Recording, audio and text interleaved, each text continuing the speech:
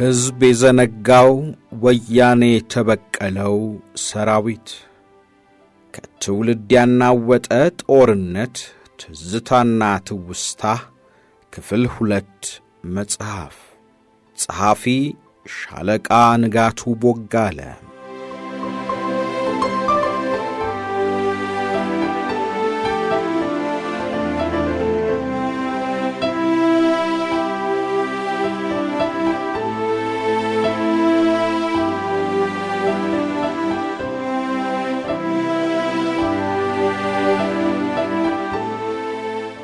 ሕዝብ የዘነጋው ወያኔ ተበቀለው ሰራዊት ታሪክ እኛንም እናንተንም በህሊና መነጽሯ እየተመለከተች ነው። የምትመሰክርልን እንጂ የማትመሰክርብን እንዲሆን እመኛለሁ። የውትድርና ብቃት መለኪያ የናቅፋው ጀግና ኮሎኔል ካሳ ገብረ ማርያም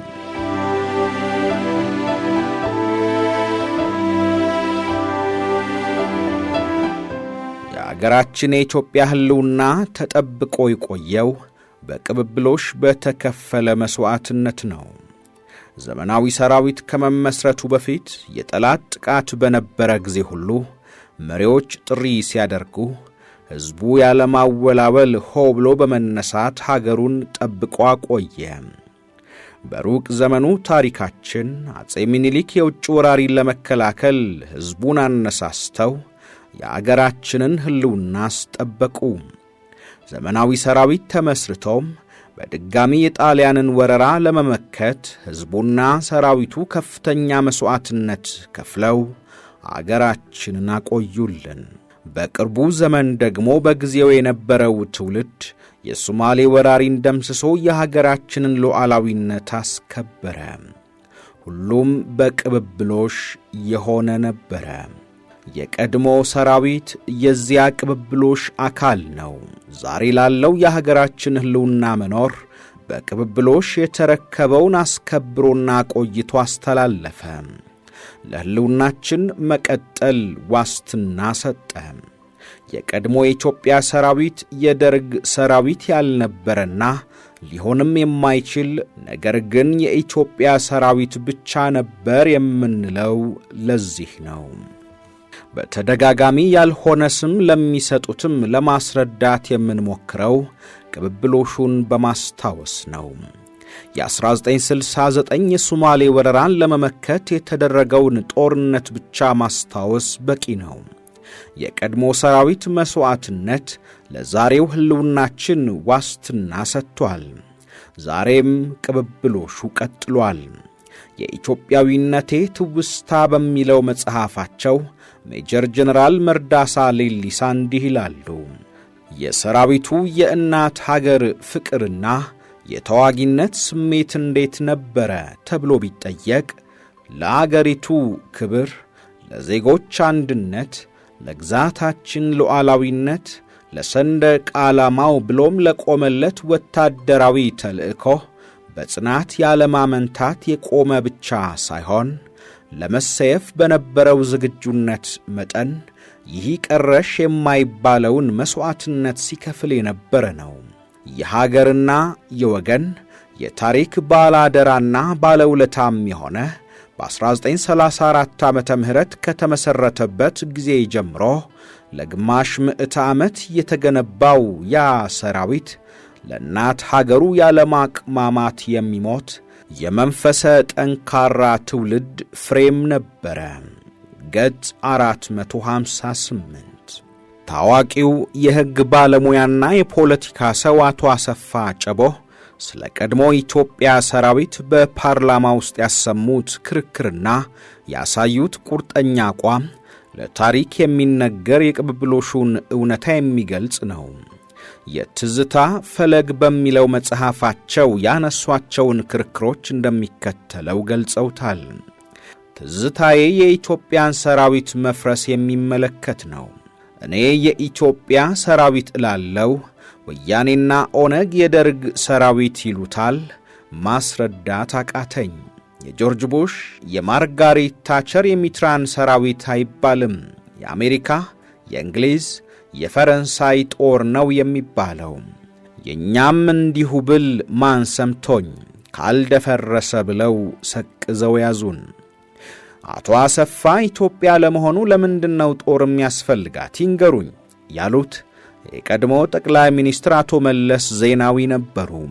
የድንበር የወሰን ክርክር አለባት፣ እኛ እንዲያውም ጠንካራ ፖሊሲ በቃናል፣ የኢትዮጵያ ሰራዊት የኢትዮጵያን ሕዝብ ለመጨፍጨፍ ነው፣ የደርግ ሰራዊት ወንጀለኛ ነው ይፈርሳታል አሉ አቶ መለስ ዜናዊ የቀድሞ የኢትዮጵያ ጠቅላይ ሚኒስትር ፓርላማ ላይ።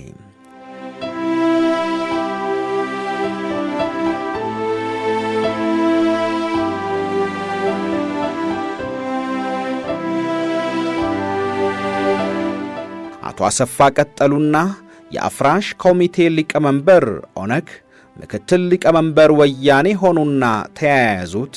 አንድ ቀን ሌንጮን አብዩንና ዮሐንስን ይቅርታ ይሄ ደርግ ሰራዊት የምትሉት ቢያንስ 50% የኦሮሞ ገጠሬ ነው፣ የኦሮሞ ሕዝብ ብዛት 60% ነው ትሉ የለ፣ ይሄ ከተማ የገባ ደሞዝ የለመደ ሰራዊት ቢፈርስ መግቢያ የለውም፣ በዚያ ላይ ቢቆይ ኦሮሚያ ለምትሉት ሪፐብሊክ ይጠቅማል አልኩኝ።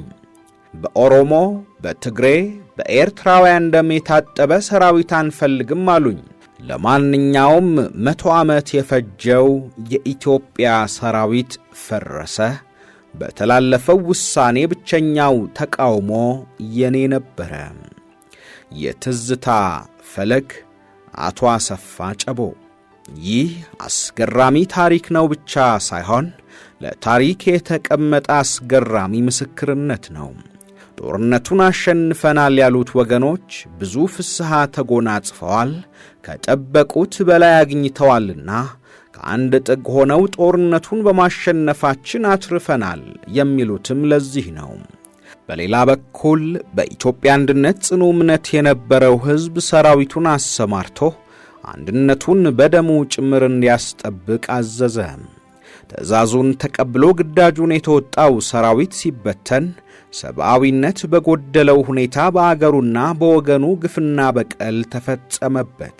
ድንበራችንንና አንድነታችንን እንዲያስከብር ሰራዊቱን እንዲዋጋ የላክነው እኛ ነን፣ ደሙንም ያፈሰሰው ለእኛ ነው ብሎ ሕዝቡ ግን አልተከራከረለትም። ይልቁንም ዝምታን መረጠ። ሕዝቡ የኔ ነው ያለውን ሰራዊት ዘነጋው።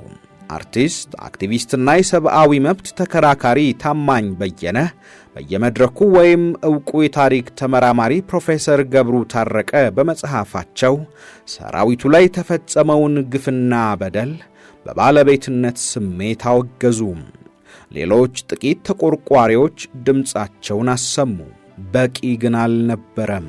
ኢትዮጵያውያን በሙሉ ከጎኑ ሊቆሙ በተገባ ነበረ። በአንድም ሆነ በሌላ መንገድ ከሰራዊቱ ጋር ቤተሰብ ያልሆነ ወይም ግንኙነት የሌለው ኢትዮጵያዊ ይኖራል። ወያኔ እንዳለው በርግጥ ሰራዊቱ ሕዝቡ ላይ በደል የፈጸመ ነበርን? ከሳሾቹ በየትኛው ጥግስ ሆነው ነው የወነጀሉት? አትርፈው ወይስ ከስረው? መልስ የሚገባቸው ጥያቄዎች ነበሩ። ከጦርነቱ ይልቅ ጦርነቱ ካበቃ በኋላ ሰራዊቱ ላይ ረቂቅ በሆነ መንገድ በደል ተፈጸመበት። ሰላም፣ ፍትህ፣ ዲሞክራሲ ብለው ሲሰብኩ የነበሩ አሸናፊዎች ስብከት እውን መስሎት ሲቀበል ምክንያት ነበረው። ጦርነቱ የእርስ በርስ እንጂ የውጭ ወራሪ አልመጣብንምና የከፋ ጭካኔና በቀል ይፈጽማል ብሎ አልጠበቀም። ለዚህም ነበረ የታጠቀውን መሳሪያ በሰላማዊ መንገድ ያስረከበው። ዘመናዊ የተባሉ መሳሪያዎች ታጥቆ ምግብም ሆነ ውሃ በልመና ይጠይቅ ነበረ። በየትኛውም የዓለም ክፍል ታይቶና ተሰምቶ የማይታወቅ ነው። መለየውንና የክብር ልብሱን አንጥፎ በጦር ሜዳ ያገኘውን ሜዳሊያ አንጠልጥሎ በየአደባባዩ ልመና ውስጥ ገብቶ ያዩት ፕሮፌሰር ገብሩ ታረቀ ሁኔታውን እንደሚከተለው ገልጸውታል። ሕዝባዊ ሰራዊቱንና ብሔራዊ ውትድርናን ሳይጨምር 500,000 የሚገመት የሰለጠነ ሰራዊት ለአሳዛኝ ውርደት ተዳረገ። ገቢያቸው ተቋረጠ። የነርሱም ሆነ የቤተሰባቸው ሕይወት ተመሰቃቀለ። ለግላዊም ሆነ ማኅበራዊ የሥነ ልቦና ቀውስ ተዳረጉ። ሽንፈቱ ሁለንተናዊ መልክ ያለው እንደመሆኑ መጠን ደቡብ አፍሪካና ዚምባብዌ ውስጥ እንደተደረገው አይነት የመደራደር ዕድል እንኳን አልተሰጠም። ይህንን በተመለከተ ሁለት ነገሮች መታወስ አለባቸው። አንደኛ፣ ወያኔዎች የተቆጣጠሩት ሀገር እንደ ሀገር ቀጥሎ እንዲቆይ በደሙና በአጥንቱ አስከብሮ ያቆየው የቀድሞ የኢትዮጵያ ሰራዊት መሆኑን ከቀዳማዊ ኃይለ ሥላሴ ጊዜ ጀምሮ ለሀገር አንድነት የተከፈለውን መስዋዕትነት ይመለከተዋል። ሁለተኛ፣ ሰራዊቱን ሽንፈቱን ተቀብሎ መሳሪያውን ለማስረከብ የወሰነው ቢያንስ አሸናፊዎቹ ወገናችን ናቸውና በቀል አይፈጽሙብንም በማለት እንደነበር መገንዘብ አለመቻላቸው ነው።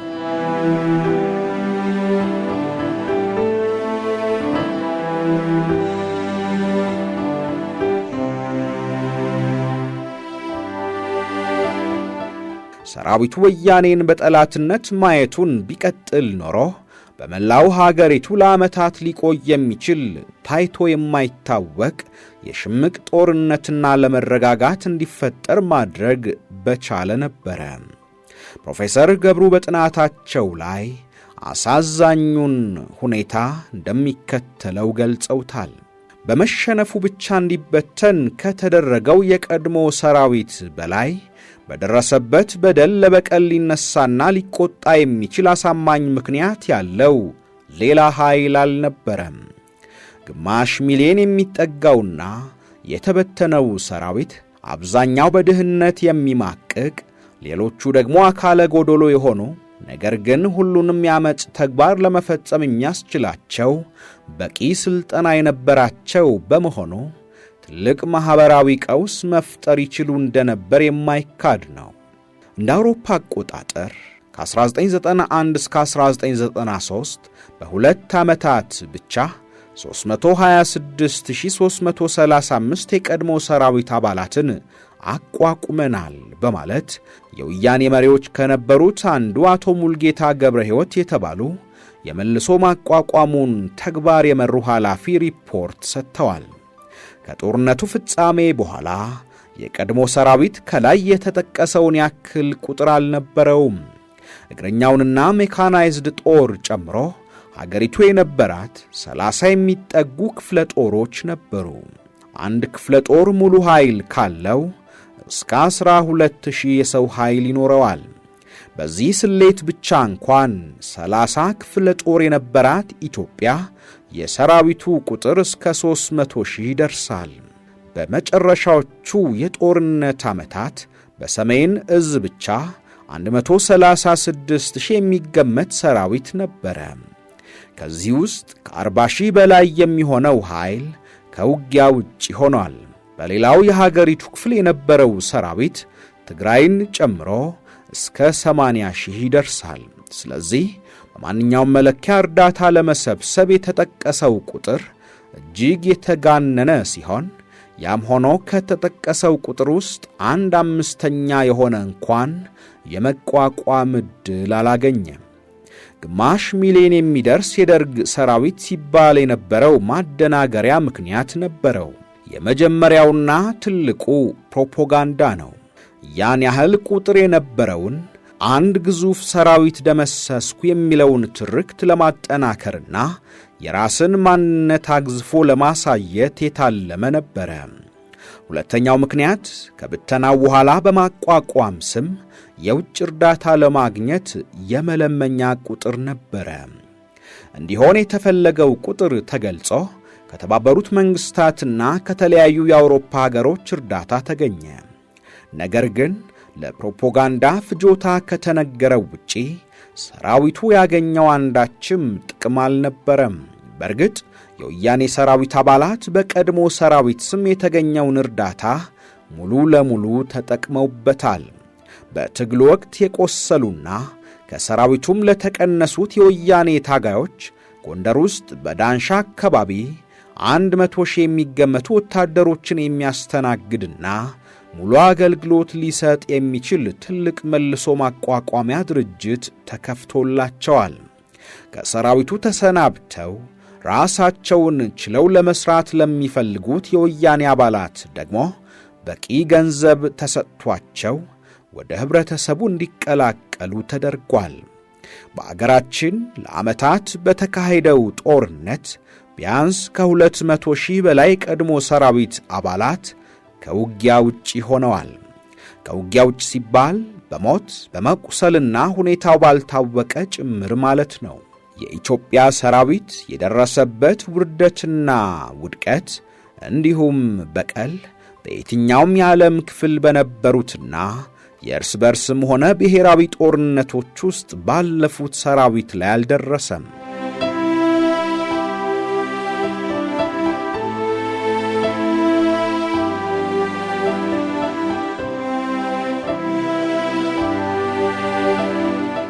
በዓለም ላይ በዘግናኝነቱና በአጥፊነቱ ምንጊዜም የሚነሳው የሁለተኛው ዓለም ጦርነት ነው።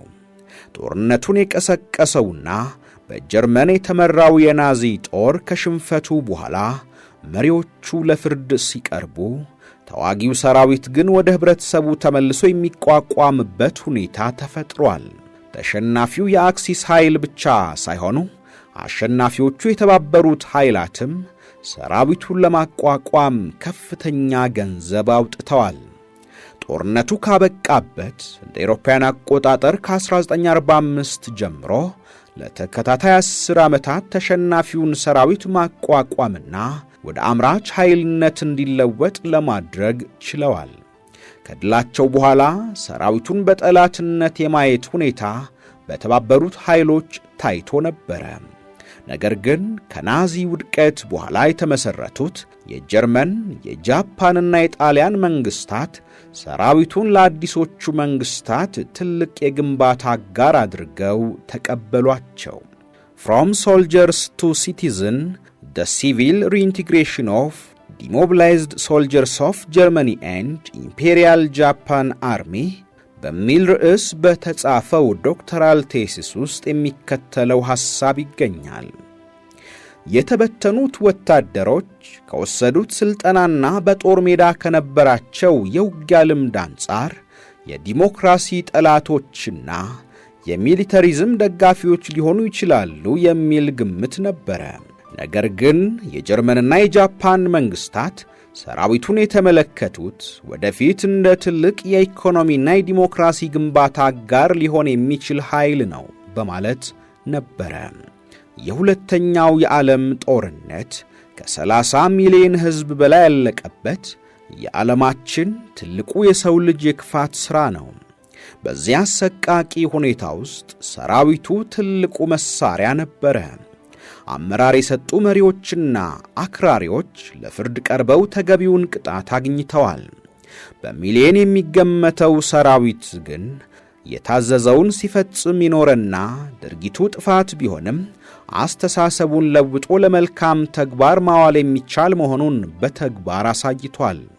በተደረገው መልካም ጥረት በሚሊዮኖች የሚቆጠሩ የአክሲስ ጦር ኃይል አባላት በህብረተሰብ ውስጥ ገብተው በተለያዩ ሙያዎች እንዲያገለግሉ ተደርገዋል።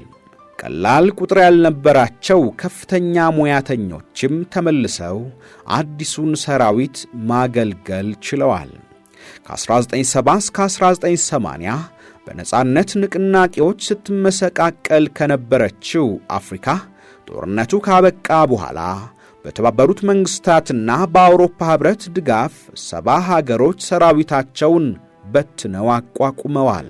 እነዚህ ሀገሮች መደበኛ የነበሩትንና ነፃ አውጪ ንቅናቄ አባላትን በማዋሃድ አዲስ ሰራዊት ለመመስረት ችለዋል። የቀሩትን ደግሞ ወደ ህብረተሰብ ውስጥ ተመልሰው መደበኛ ሕይወታቸውን እንዲመሩ በሚያስችል ሁኔታ አቋቁመዋል። አንጎላ፣ ቻድ፣ ሞዛምቢክ፣ ናሚቢያ፣ ዩጋንዳና ዚምባብዌ በምሳሌነት የሚጠቀሱ ናቸው። የተባበሩት መንግስታትና የአውሮፓ ህብረት ሰራዊቱን ለማቋቋም መጠነ ሰፊ ድጋፍ ለኢትዮጵያም አድርገዋል።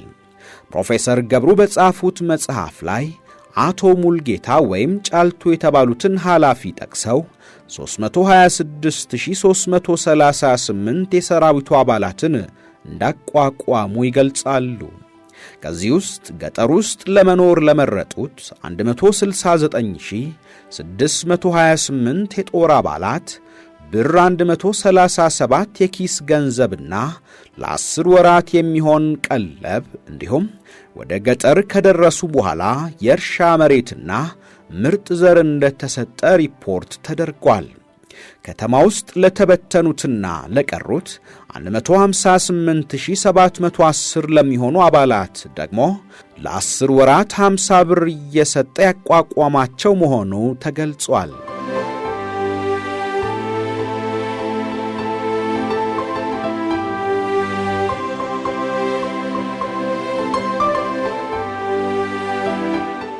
መግለጫው እርዳታ ለለገሷቸው የውጭ ድርጅቶች ማሳያ የቀረበ ነበረ።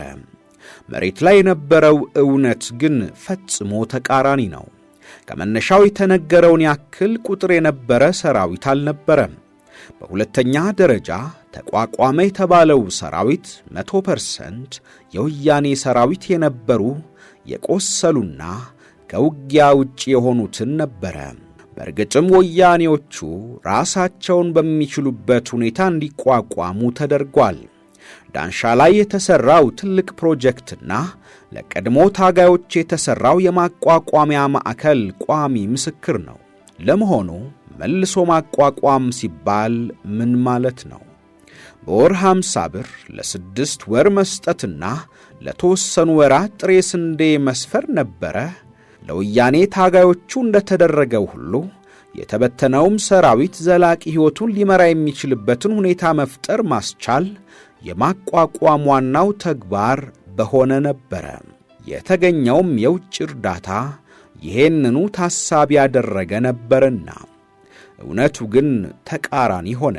የቀድሞ ሰራዊት አባላት በድህነትና በልመና እንዲንገላታ ሆነ።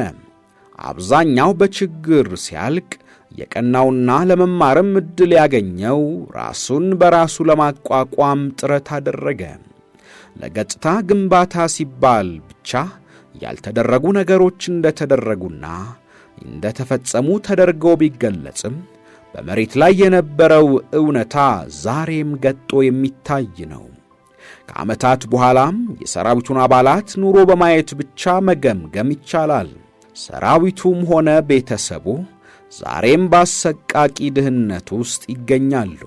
ይፈለግ የነበረውም ይሄው ነበረ። በቀልተኞቹ በፈጸሙት ድርጊት እንደረኩ ባገኙት መድረክ በትዕቢት ሲናገሩም ተደምጧል።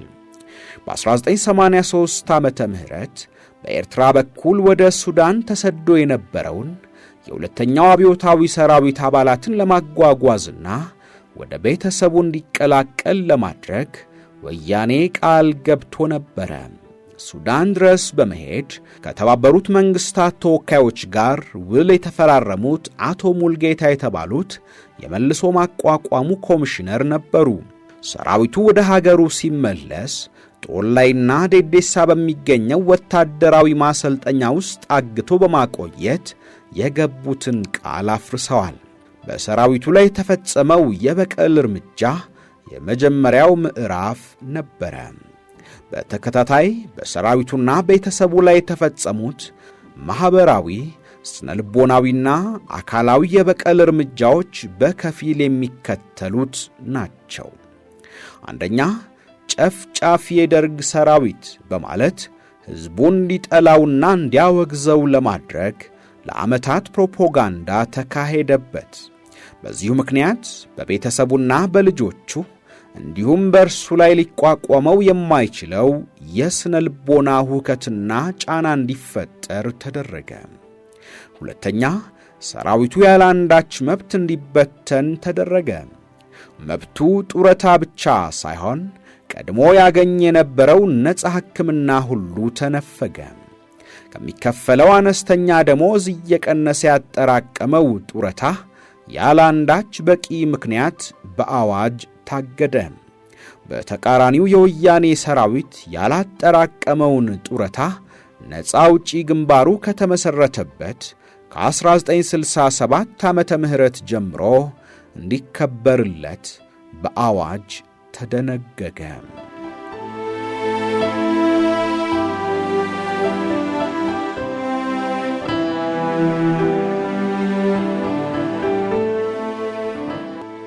ሶስተኛ የሰራዊቱ አባላት በመላው ኢትዮጵያ ከተበተኑ በኋላ ኑሯቸውን ሊመሩ የሚችሉበት አንዳችም ጥሪት ስላልነበራቸው ዩኒፎርማቸውንና ሜዳሊያዎቻቸውን መንገድ ላይ አንጥፈው መለመን ጀመሩ።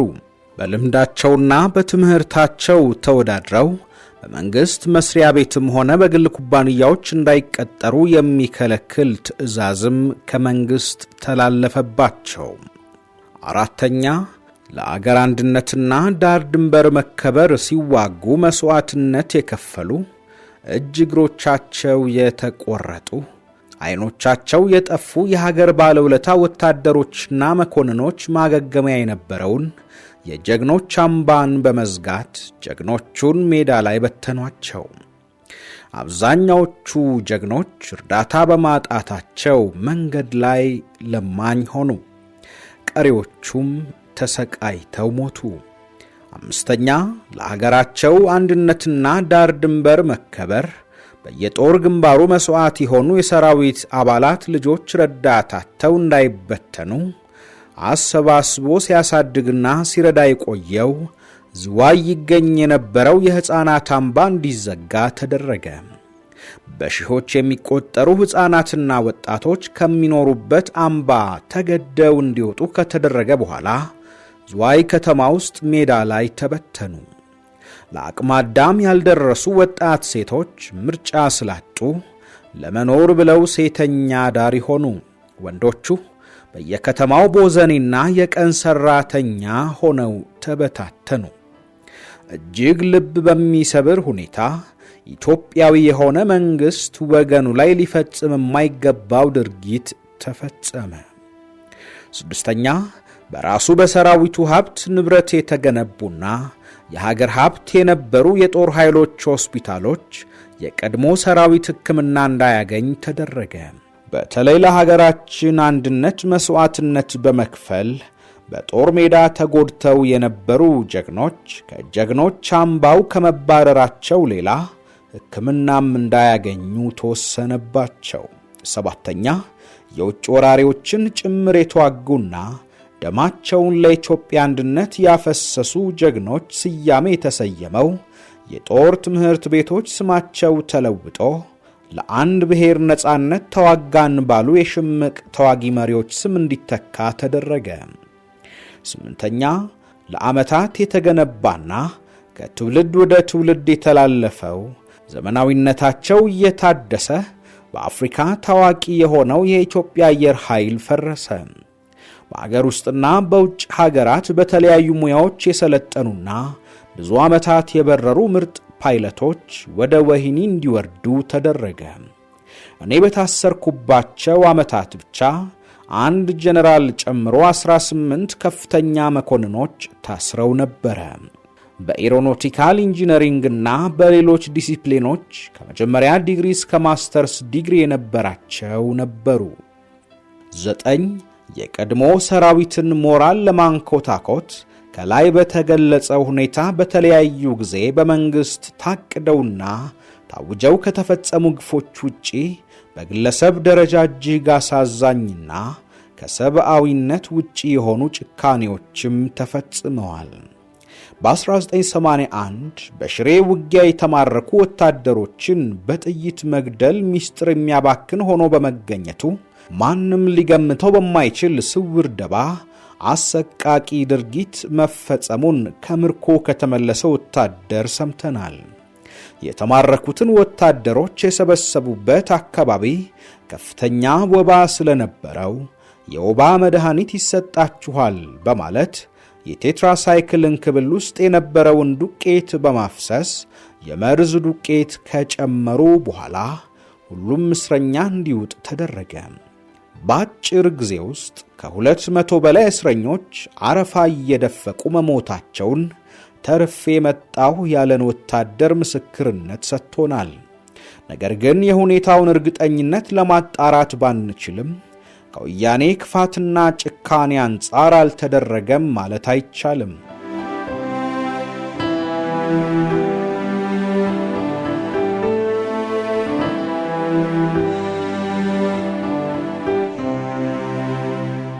በ1984 በሻሸመኔ ከተማ በአንድ የቀድሞ ሰራዊት አባል ላይ የተፈጸመውን ግፍ በዚህ ከተማ የአንድ ትምህርት ቤት መምህር የነበረው ሰው በአይኑ ያየውን አሰቃቂ ሁኔታ እንደሚከተለው ገልጾታል። ዕለቱ እሁድ ስለነበረ ለመዝናናት አንድ ቡና ቤት ውስጥ ከጓደኞቼ ጋር ተቃጥረን ተገናኘን። እንደኛው ሁሉ ሲዝናኑ የነበሩ ወያኔዎች እዛው ቡና ቤት ውስጥ ቀድመው ነበሩ። በትግርኛ እያወሩ ይሳሳቃሉ። በመካከሉ አንድ ጎስቆል ያለ ሰው ወደ ቡና ቤቱ ገባና እጁን ዘርግቶ እባካችሁ ወንድሞቼ የምበላው የለኝም፣ የምትችሉትን ጣል አድርጉልኝ፣ የቀድሞ ሰራዊት አባል ነኝ፣ ለሀገሬ ለዓመታት ደክሜ በመጨረሻ ላይ ሜዳ ላይ ተጥያለሁ፣ አትጨክኑብኝ በማለት በሚያሳዝን ልምምጥና ጉስቁልና ሁላችንንም እያየ ለመነ። በቦታው ይዝናኑ ከነበሩ ወያኔዎች መሃል አንዱ ውጣ፣ እዚህ ድረስ እየመጣ ላስጠጣ ነው የምትለን ብሎ አንቧረቀበት። ይለምን የነበረው የቀድሞ ወታደር በጣም ተበሳጨና በግፍ አባራችሁን፣ ጡረታችንን ቀማችሁን፣ ሜዳ ላይ ጣላችሁን፣ የምንበላው ብናጣ መለመን ጀመርን፣ አሁን ደግሞ ልመናውንም አትችሉም ነው የምትለን አለው። በምላሹ የተበሳጨውና በእብሪት የተወጠረ ወያኔ የታጠቀውን ሽጉጥ ከጎኑ አወጣና በሁለት ጥይት ደረቱ ላይ በመምታት ከገደለው በኋላ ሬሳውን ጎትቶ ወደ ውጭ አወጣው። አንድ ሰው ይሄንን ሬሳ ነካለሁ ቢል የእርሱ ዕጣ ይጠብቀዋል ብሎ ዛተና ከሌሎች ጓደኞቹ ጋር እየደነፋ ወጡ።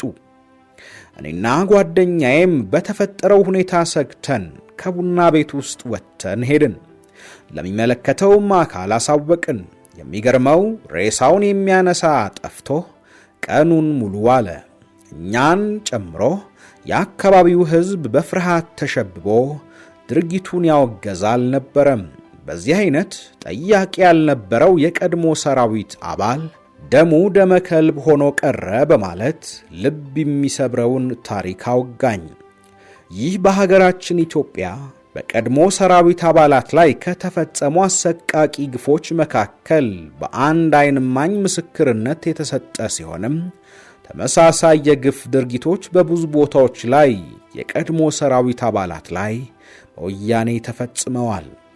በ1992 ዓመተ ምህረት የኢትዮ ኤርትራ ጦርነት በተቀሰቀሰበት ወቅት የቃሊቲ እስር ቤት ኃላፊዎች ለእስረኛው ስለ ጦርነቱ ለመግለጽና ለተጎዱ ወገኖች እርዳታ ለማሰባሰብ ስብሰባ ጠርቶን በነበረ ወቅት ከጀግኖቹ የአየር ኃይል አባላት አንዱ የተናገሩት ትልቁ ትውስታዬ ነው።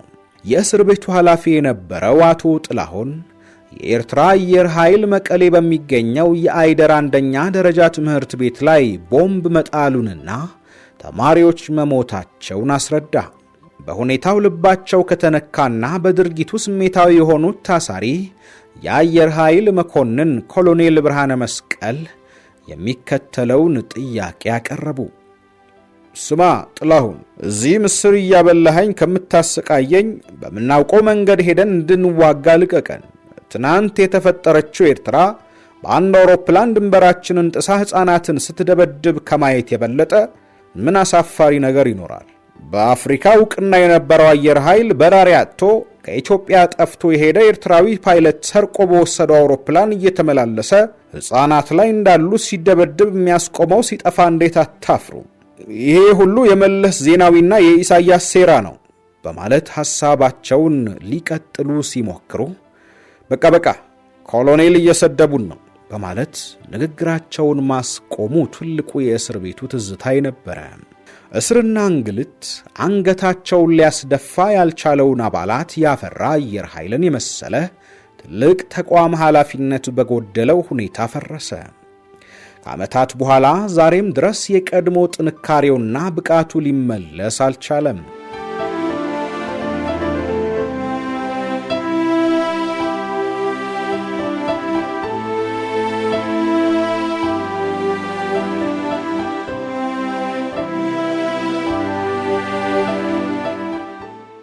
አስረኛ በኢትዮ ኤርትራ ጦርነት ወቅት ከስልጠና እስከ ስምሪት፣ ከውጊያ አመራር እስከ መስመር ገብቶ መዋጋት ድረስ በመዝለቅ የቀድሞ ሰራዊት ከፍተኛ ተሳትፎ ማድረግ ብቻ ሳይሆን ብዙ መስዋዕትነት ከፈለ። በጦርነቱ ዝግጅትና አመራር ተሳታፊ የሆኑት የቀድሞ ሰራዊት አባላት፣ ከፍተኛ መኮንኖችና ጀነራሎች በትውስታ መጽሐፎቻቸው ላይም ሆነ ባገኙት መድረክ ሁሉ የሰራዊቱን ዳግማዊ የጀግንነት ውሎ ተርከዋል። የኢትዮጵያ መከላከያ ሰራዊት የባድሜውን ጦርነት በድል ከተወጣ በኋላ ግን ለድሉ ቁልፍ ሚና ስለተጫወቱት የቀድሞ ሰራዊት አባላት አስተዋጽኦአቸው የተነገረ አንዳች ነገር አልነበረም። ለዚህም ዋና ምክንያት ጨፍጫፊ የደርግ ሰራዊት ተብሎ ሲኮነን የነበረው ጦር ዳግም እናት ሀገር ስትፈልገው ተበድያለሁ ብሎ ሳያንገራግር ግዳጁን በብቃት መወጣቱ ተበቃዮቹን አሳፍሯል። ጦርነቱ ካበቃና አገር ከተረጋጋ በኋላ አንዳንድ ከፍተኛ መኮንኖችና ጀነራል መኮንኖች የተሰጣቸውን መኪና ተቀምተው ወደ ሥራቸው በአውቶቡስ እንዲመላለሱ ተደርገዋል። በመጨረሻም ያለ ምስጋናና ዕውቅና እንዲሰናበቱ ተደርገዋል። ሁኔታውን የታዘቡት ታዋቂ ፖለቲከኛ አሰፋ ጨቦ በድጋሚ እንዲህ አሉ። ምጸቱ ገደለው እዛው ግጥም አላ፣ ጅራፉም ዕድሜውም 30 ሳይሞላ። መንግሥቱ ለማ የአንበርብር ጎሹ ከሚለው መጽሐፋቸው ጠቅሰው ትዝብት ምጸት 30 ዓመት ሳይሞላ እንደ አንበርብር ጎሹ የሚገድል ቢሆን መለስ ዜናዊን ይገድል ነበረ። ሰራዊቱ ይፍረስ ተባለ። ገና ቀየው ሳይደርስ የገዛ ወዳጃቸው ጦር መዞ ጦር ሰብቆ መጣ።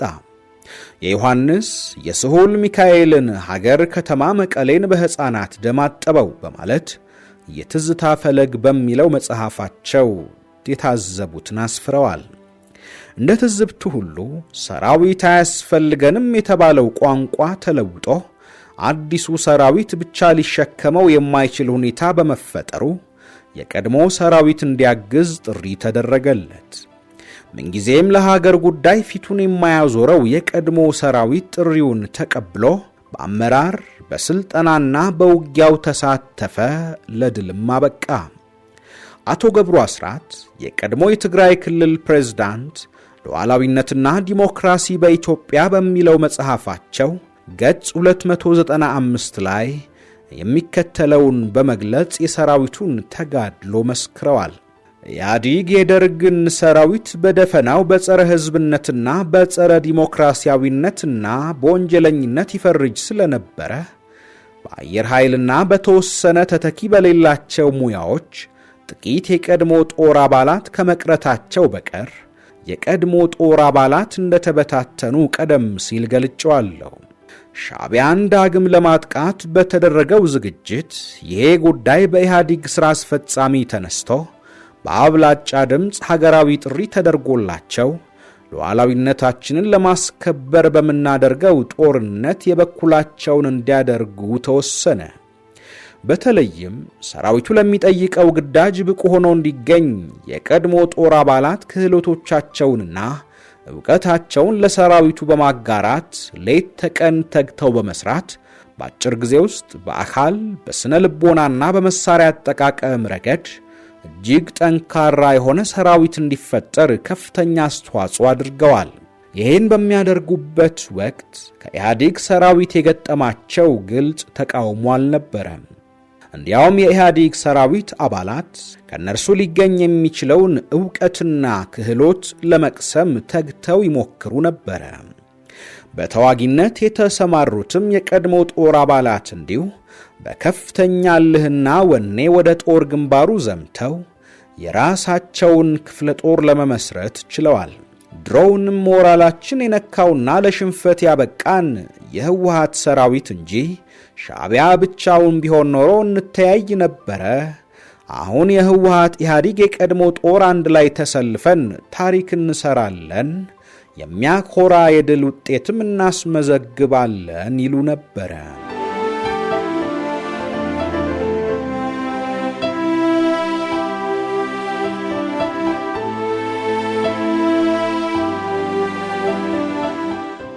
በሰሜን የሀገራችን ክፍል በተካሄደው ጦርነት ምክንያት የቀድሞ ሰራዊት አባላት ተወግዘዋል፣ ተረግመዋል፣ ለእስር ለእንግልትም ተዳርገዋል። ነገር ግን አገራችን ችግር ገጥሟት ጥሪ ባደረገችበት ወቅት ያላንዳች ማወላወል ተመልሰው ባድመ ላይ ተዋግተዋል። በድጋሚ ከፍተኛ ዋጋን ከፍለዋል።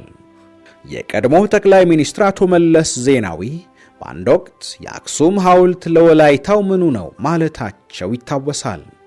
የኢትዮጵያ ሕዝብ በየትኛውም ክልል የሚገኝ የሀገሪቱ መሬት ሀብትና የባህል ቅርስ የጋራ መሆኑን ነው የሚያውቀው። የጠቅላይ ሚኒስትሩ አገላለጽ የሀገር ፍቅር ስሜት የሚያሳጣ ከፋፋይ አገላለጽ ነበረ። ነገር ግን ጀግኖች ለሀገራቸው ያላቸውን ፍቅር አላቆመውም። በ1991 ዓመተ ምህረት መቀሌ በሚገኘው አይደር የሕፃናት ትምህርት ቤት ላይ ሻዕቢያ የአውሮፕላን ድብደባ ፈጽሞ ሕፃናትን ሲጨፈጭፍ አይደር ለኔ ምኔ ነው ብለው ጆሮ ዳባ ልበስ ብለው አላለፉም። የሀገሩ ድንበር መደፈርና የዜጎቹ መጨፍጨፍ ያበሳጨው ጀግናው ፓይለት ኮሎኔል በዛብህ ጴጥሮስ ዳግም በረረ። ሁኔታው ያልታወቀው የአየር ኃይል ፓይለት ጀግናው ሻምበል በዛብህ ጴጥሮስ በውጊያ ተማርኮ 7 ዓመታት መታሰሩን በመርሳት አውሮፕላኑን አስነስቶ አስመራ አውሮፕላን ማረፊያንና አካባቢውን ተመላልሶ በመደብደብ የወገኖቹን ደም ተበቅሏል። በወገናዊ ፍቅርና በእልህ ባደረገው ተደጋጋሚ በረራ የጠላት ኢላማ ላይ ከፍተኛ ጉዳት አድርሷል። በመጨረሻም በጠላት አየር መቃወሚያ ተመትቶ በድጋሚ ሻዕቢያ እጅ ላይ ወድቋል። እስከ ዛሬ ድረስ ጠያቂ ባለቤት በማጣቱ በሕይወት ስለመኖሩ የሚታወቅ ሁኔታ የለም። ፕሮፌሰር ገብሩ ታረቀ የሰራዊቱን ፍትሃዊነት የጎደለውን ብተና ወደፊትም ሊያስከትል የሚችለውን ቅሬታ በማሳየት የሚከተለውን ብለው ነበረ። ለግማሽ ምዕተ ዓመት ያህል የአገሪቱ ሉዓላዊነት መገለጫ ተደርጎ ሲታይ የኖረውንና ሙያዊና ሀገራዊ ግዴታውን በታማኝነት ሲወጣ የነበረውን ሰራዊት በተጣደፈ ሁኔታ መፍረስ ያስቆጣው ራሱን ሰራዊቱን ብቻ ሳይሆን አብዛኛውንም ሕዝብ ነበረ። የዚህ አይነት የምሬት አቧራ በተሞላበት ሁኔታ ውስጥ ሆኖ ብሔራዊ እርቅ ማድረግ ስለመቻሉ ታሪክ የሚነግረን ነገር ካለ ከእውነት የራቀ ይሆናል። የሰብአዊ መብት ተከራካሪ አክቲቪስትና የጥበብ ሰው ታማኝ በየነ ባገኛቸው መድረኮች ሁሉ በኢትዮጵያ የቀድሞ ሰራዊት ላይ የደረሰውን በደል በምሬት ገልጿል። እንዲህ ሲል የደርግ የሚባል ሰራዊት የለም፣ የኢትዮጵያ ሰራዊት ነው። በቅርቡ የሆነውን የሶማሊያን ወረራ እናስታውስ። ሰራዊቱ በከፈለው መስዋዕትነት ነው ዛሬ እዚህ በነጻነት ቆመን የምንነጋገረው። ይህ ሰራዊትና ቤተሰቡ በድህነት እየተሰቃየ ነው። ጡረታቸውን ተከልክለዋል። የክብር ልብሳቸውን አንጥፈው ጎዳና ላይ ለመለመን ተገደዋል። ለነርሱ የምንከፍለው ውለታ ይሄ መሆን ነበረበት ወይ? በግሌ ለሆነውና ለተፈጸመባቸው በደል ሁሉ ይቅርታ ጠይቃለሁ። እናንተ የደርግ ሳትሆኑ የኢትዮጵያ ወታደሮች ነበራችሁ። እናንተ የቀድሞ የኢትዮጵያ ሰራዊት አባላት ላለፈው 27 ዓመታት የወረደባችሁ ውንጀላ፣ ለደረሰባችሁ በደል፣ ለልጆቻችሁ መሳቀቅ፣ ላሳለፋችሁት መከራ በሙሉ ለዚህ ሁሉ ግፍ እንደ አንድ ኢትዮጵያዊ ዜጋ ተንበርክኬ ይቅርታ ጠይቃችኋለሁ ብሏል። አዲስ አበባ ላይ የቀድሞ የኢትዮጵያ ሰራዊት አባላት ተወካዮች በጋበዙት ጊዜ ካደረገው ንግግር የተወሰደ።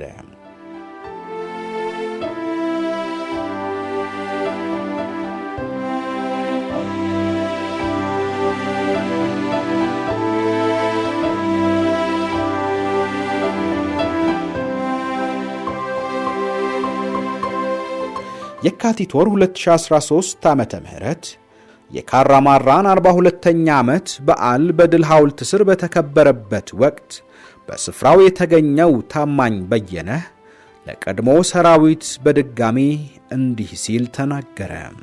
እኛ በሞቀ ቤት እንድንኖር መከራ የከፈላችሁ ክብር ለናንተ ይሁን። ኢትዮጵያም ብላችሁ በታዘዛችሁት ግንባር ሁሉ በመገኘት የተሰዋችሁ ሳንቀብራችሁ ለቀራችሁ ክብር ይሁን። ውርደት አንቀበልም ብላችሁ በኢትዮጵያ ባንዲራ ተጠቅልላችሁ ራሳችሁን የገደላችሁ የኢትዮጵያ መኮንኖችና ጀነራሎች ክብር ለናንተ ይሁን። በሰውነታችሁ ጥይት ተሸክማችሁ ዛሬ ሕክምና የተከለከላችሁ ለናንተ ክብር ይሁን ብሏል። አገራችን ኢትዮጵያ ጀግኖቿን የመንከባከብ ጥሩ ባህል ያላት ሀገር አይደለችም።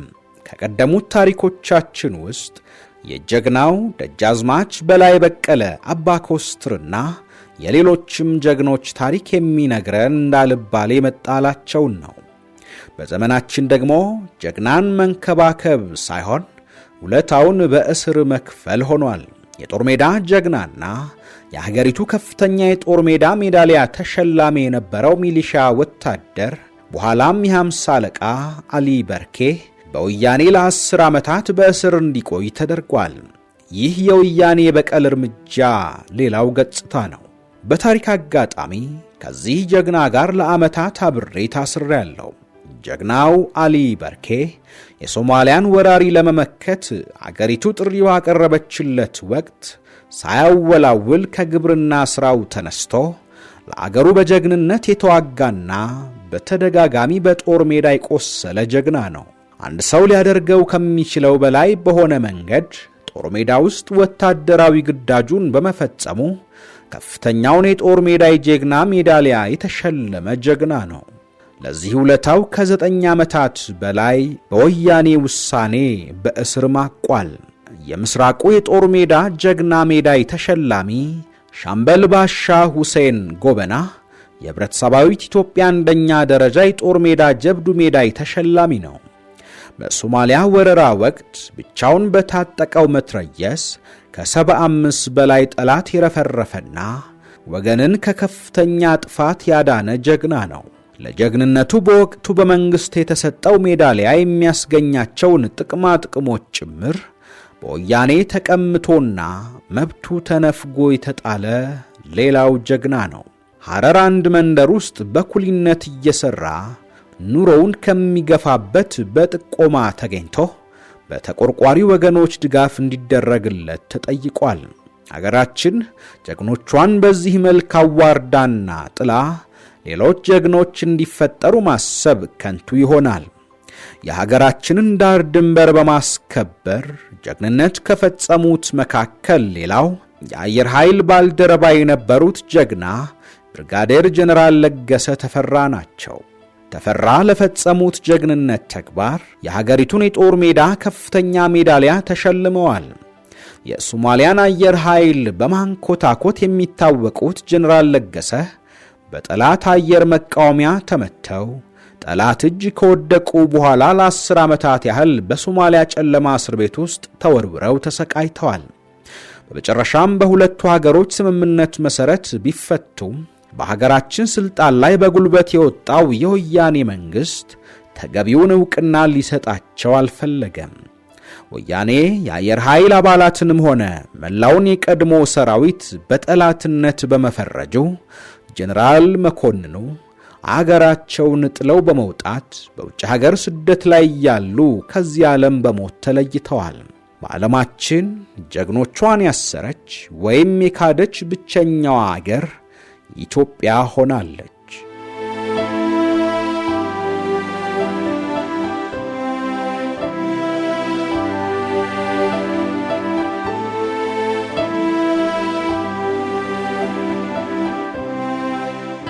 ውድ የኢትዮ ሜዳ ቤተሰቦች ከትውልድ ያናወጠ ጦርነት ትዝታና ትውስታ ክፍል 2 መጽሐፍ የቀነጨብንላችሁ ታሪክ በዚያ አብቅቷል። በቀጣይ ሌሎች ታሪኮችን ይዘንላችሁ እንቀርባለን። ውድ ቤተሰቦቻችን ቻናላችንን ሰብስክራይብ፣ ላይክ፣ ሼር እንድታደርጉ በዝግጅቶቻችን ላይ ያላችሁን ሐሳብና አስተያየትም እንድትሰጡን በአክብሮት እንጠይቃለን።